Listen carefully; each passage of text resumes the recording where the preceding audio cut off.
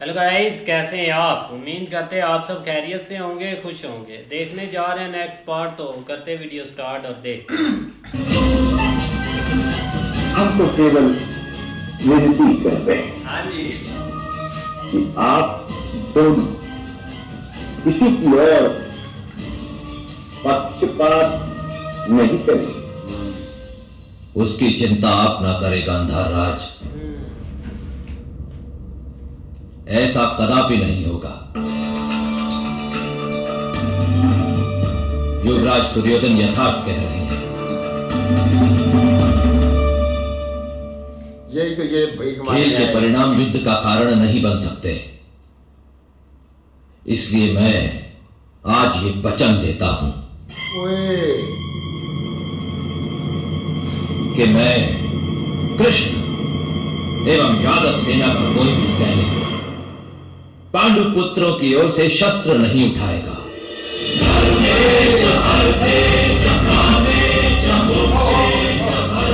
कितनी खुशी सुने बात।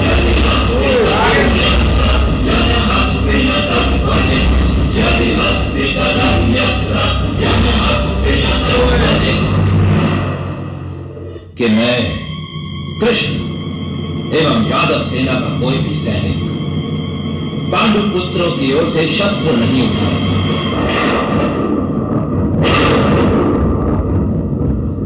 ज्येष्ठ भ्राताश्री,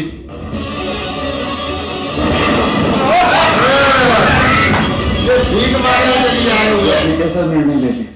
हमारा पक्ष सुने बगैर आप हमें दोषी कैसे मान लिए? राजकुमार अर्जुन, मैं यहां किसी को दोषी नहीं ठहरा रहा। मैं तो केवल परिस्थिति के यथार्थ को समझने का प्रयत्न कर रहा हूं। मेरे समक्ष परिस्थिति यह है कि दो पक्षों ने परस्पर खेलने का निर्णय लिया। खेल के सभी नियम दोनों पक्षों को मान्य थे, जिसमें आपके पक्ष की पराजय हुई। अब पराजित होने पर प्रतिशोध स्वरूप आप विश्व युद्ध आरंभ नहीं कर सकते। हमारे साथ छल हुआ था ज्येष्ठ भ्राताश्री। तो आपको खेल छोड़कर उठ जाना चाहिए था। कि हम वचन से बंधे हुए। यदि आप सारी स्थिति जानेंगे तभी सब कुछ स्पष्ट होगा। राजकुमार अर्जुन,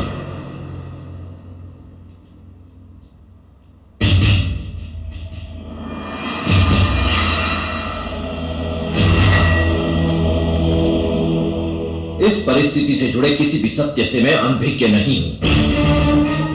आपकी अनुपस्थिति में भी इतने वर्षों तक उस सभा की चर्चा होती रही है, इसलिए मुझे आपसे या किसी अन्य से किसी जानकारी की कोई आवश्यकता नहीं है। राजकुमार अर्जुन, वो तेरे बजाय भी कोई जीत जाएंगे।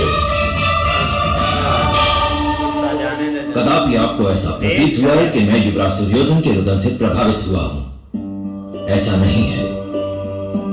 आरंभ से ही मेरा हृदय केवल एक सत्य को मानता है, और वह सत्य यह है कि उस युद्ध सभा में युवराज दुर्योधन से अधिक अधर्म राजकुमार युधिष्ठिर ने किया था।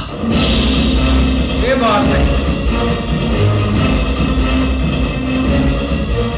अपनी पत्नी को दांव पर लगाया था, अपने भाइयों को दांव पर लगाया था।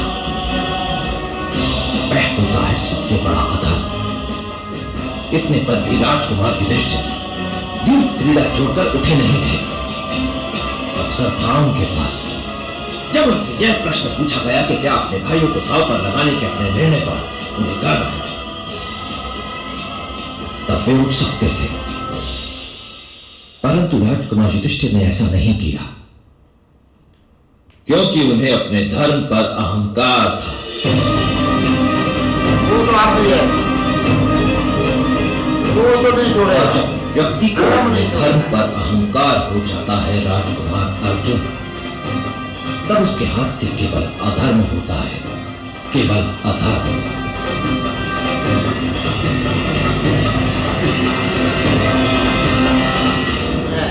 इसलिए युवराज दुर्योधन को दिया गया मेरा वचन मुझे उचित प्रतीत होता है।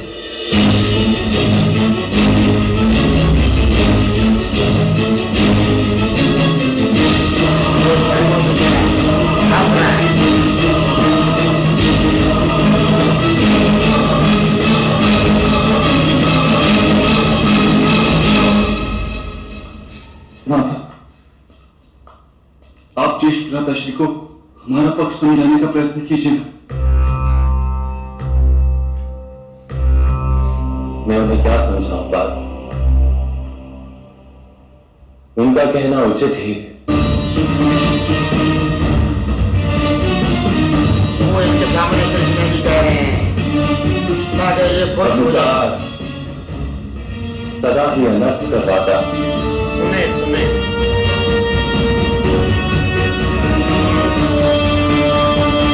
ये तो सत्य है। अब मैं भी दाव के निर्णय से बंधा हूं पार।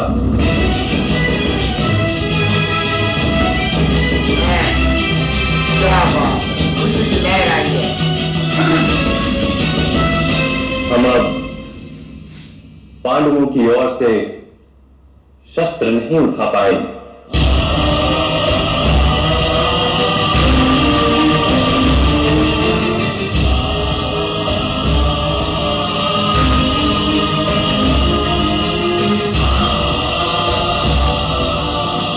बड़ा खुश है, बहुत खुश है राम।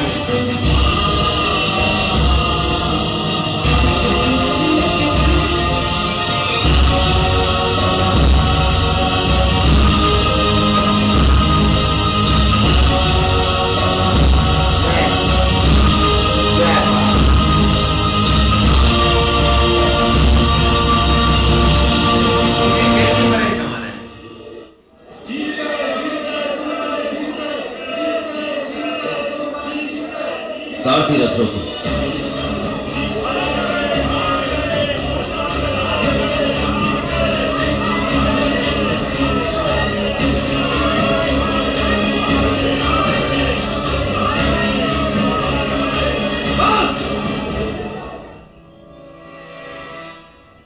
क्या हो रहा है ये सब?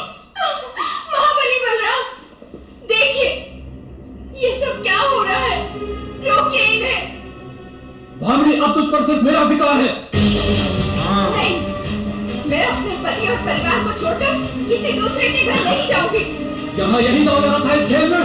यदि मैंने इसे गिरा दिया वही योजना तो सामने उसकी आ पत्नी गई। पर मेरा अधिकार होगा। अरे हटाओ। हाँ, ये क्या मूर्खता है? स्त्री को दांव पर लगाकर मल्ल युद्ध को अपवित्र कर रहे हो। बंद करो ये खेल। अबे इसी समय ये कैसा घिनौना व्यवहार कर रहे हैं आप लोग? खेल में यदि कुछ दांव पे लगाना हो तो खेल का आनंद ही क्या। लो जी। आप हमें नहीं रोक सकते महाबली। आपको यहाँ राजा जैसा सम्मान मिलता है, किंतु आप राजा नहीं हैं। द्वारिका में प्रजा ही राजा है। ये क्या अनर्गल प्रलाप कर रहे हो? आप कौन होते हैं हमें रोकने वाले? हमें जो करना है हम वही करेंगे। स्त्री को दांव पर लगाया गया था, इस पर अब जीतने वाले का अधिकार है।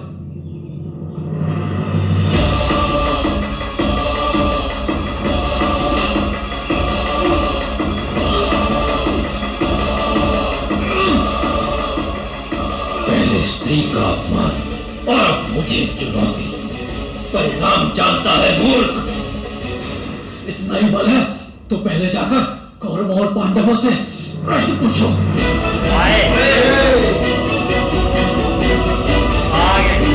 आप कृष्ण जी समझाएंगे। छोड़ दीजिए बाप, हम प्रजामंडल और मंत्रिमंडल से इस विषय में बात करें। ये उचित समय नहीं।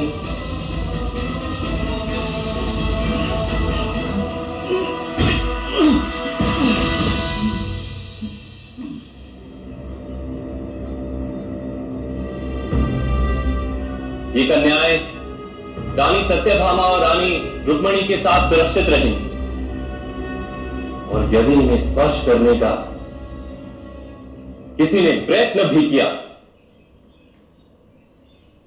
तो उसे मैं स्वयं दंड दूंगा।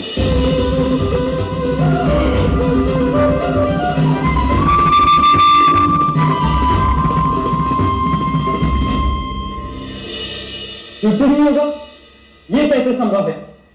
ये कैसा निर्णय लिया है मामाश्री ने? तो मेरी देश माता के अपमान का प्रश्न तो धर्म अधर्म का विचार ही कहां से आता है? मैं अभी जाकर पूछता हूँ मामाश्री से। अभिमन्यु, ये निर्णय तुम्हारे पिताश्री ने नहीं लिया और न ही भ्राताश्री कृष्ण ने। और आर्या, भ्राताश्री की किसी भी बात में कभी एक अर्थ नहीं होता। आप भूल गए? आप भूल गए कि उनका नाम रणछोड़ है? कभी कभी अपने शत्रु को पराजित करने के लिए भ्राताश्री रणभूमि छोड़ देते हैं। उन्हें विजय प्राप्त करने के लिए शस्त्र उठाने की आवश्यकता नहीं है। वो आपके साथ ही है।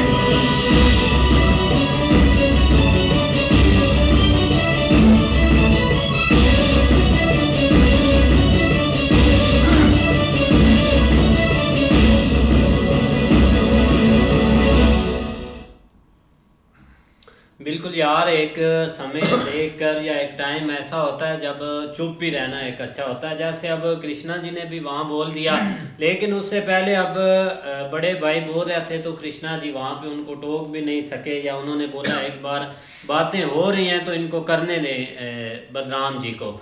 लेकिन उस वक़्त जो है ना शकुनी और दुर्योधन वो बहुत ज़्यादा खुश हुए। उनको यही लगा कि अब जो है कि युद्ध भी नहीं होगा और अगर होता है तो हम जीत जाएंगे, हमारे पास पावर ज़्यादा हो जाएगी। अब ये है कि अब आगे देखते हैं क्या होता है। नहीं, ऐसे ही है, जो मकसद भाई वो लेकर आए थे ना हमने साथ, उसमें वो थोड़ा सा कामयाब हुए हैं। हमने दिल को तसल्ली देने के लिए खुशी तो उनको मिली है, लेकिन इसके आगे ना पता नहीं क्या है कि रिजल्ट होंगे। डबल मीनिंग तो इधर बात हो रही थी, जरूर लग रहा था। वाकई भाई कृष्णा जी जो है ना, उनकी बात का एक अर्थ नहीं होता। और बाकी रही बात जो वहाँ पे युद्ध हो रहा था, उसमें भाई यही सब दिखाया गया था जो वहाँ पे पांडवों के साथ हुआ था, जो वहाँ पे वो लड़ रहे थे। और बाकी रही बात दुर्योधन की, उसको यहाँ से कुछ भी प्राप्त नहीं होगा। ये वो यहाँ से खाली हाथ ही जाएगा, जैसे आया था वैसे ही वापस जाएगा। भाई बलराम ने दुर्योधन की बातें सुनकर ना उसको ये बोला है कि भाई हमारी ना कोई सीना जाएगी, ना कोई हम आपके साथ युद्ध करेंगे, सिर्फ पांडु पुत्र ही करेंगे। इतने में यार इनकी खुशी की इंतहा देखें कि मामा भांजा लुट-पुट गए हैं भाई खुशी से। इतनी खुशी इनको जिंदगी में कभी नहीं मिली। जैसे ये भाई युद्ध जो है वो जीत गए। एक सिर्फ आसरा उसने उन्होंने आपको दिया कि ये हमारे दर पर आए हैं, भीख मांग रहे हैं, चलो हम इनके लिए इतना तो बोल ही देते हैं। तो उससे आपको इतनी खुशी हुई है कि आप फूले नहीं सिमा रहे कि हमने पता नहीं कौन सा युद्ध जीत लिया है। लेकिन भाई उस वक़्त तो कृष्णा जी ने अर्जुन को बोल दिया कि भाई हम आपके साथ शस्त्र नहीं उठाएंगे। कृष्णा जी पहले भी शस्त्र नहीं उठाते यार, वो तो जो काम करते वो सबको पता है। लेकिन भाई बलराम के सामने एक ऐसी सिचुएशन आई है जो अर्जुन ने बोला था कि आपने उस वक़्त जो एक हालात बने हुए थे वो आपने देखे नहीं हैं, लेकिन वही वो चीज़ें जो है बलराम के सामने दोबारा हो गई हैं। लेकिन कृष्णा जी वहाँ पर पहुँच गए, उन्होंने जो मामला है ना वो रफा दफा तो करवा दिया है। लेकिन बलराम जी भी आप सोचेंगे कि ये वाकई चीज़ सही थी जो अर्जुन बता रहा था। इस तरह की जी बलराम जी को भाई उन्होंने एक जो सबक जो है ना वो भाई अपना एक मशक करके दिखाई है कि जो उधर भाई अपना हस्तिनापुर में हुआ है ना अपना पांडुपुत्रों के साथ, वो उन्होंने भाई इधर दुहराया उसको कि उधर ये चाल चली गई है कि। लेकिन अब अपना कृष्णा जी ने उनको समझाया तो है, लेकिन वो उधर से चले तो गए हैं। लेकिन अपना अर्जुन जो है ना वो अपना थोड़ा सा परेशान है कि ये इन्होंने क्या वचन दे दिया है कि वो हमारे साथ खड़े नहीं होंगे युद्ध में। लेकिन जो उनकी वाइफ है उसने समझाया कि आप उसको समझ नहीं सके हैं कि वो क्या क्या करना चाहते हैं कि नहीं, बिल्कुल ऐसे ही है। लेकिन अब मसला ये है कि बलराम जी का मूड अब पता नहीं आगे जाके ठीक होता है कि नहीं। लेकिन जो दरमियान में भाई एक मामला आया है, जिस तरह वो प्रजा आपस में लगी हुई थी, तो उससे उम्मीद है कि उनको कोई ना कोई एक ज़रूर सबक जो है ना वो सामने आएगा। और आगे भाई जब कृष्णा जी और बलराम की मुलाकात होगी ना घर जाके, फिर है कि कोई पॉइंट सामने आएंगे। अब देखो आगे। हाँ जी, देखते हैं नेक्स्ट पार्ट में। तब तक के लिए गुड बाय, टेक केयर।